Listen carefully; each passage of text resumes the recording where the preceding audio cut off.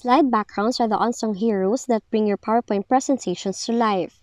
They help set the tone, engage the audience, and make your content pop. But if you're wondering how to copy slide backgrounds in PowerPoint, here's a perfect video for you.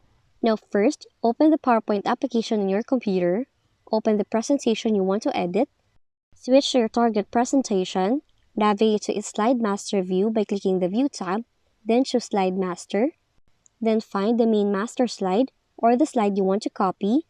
Then to transfer the backgrounds to target presentation, select the background element you wish to copy, or you can select it all using the keyboard shortcut Control key and the letter A, then copy, or use the keyboard shortcut of Control key and the letter C altogether.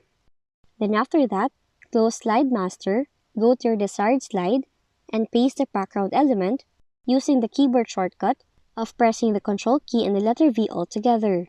Then, adjust it as you need it to fit the new slide, and you have now seamlessly transferred your design element in your new slide.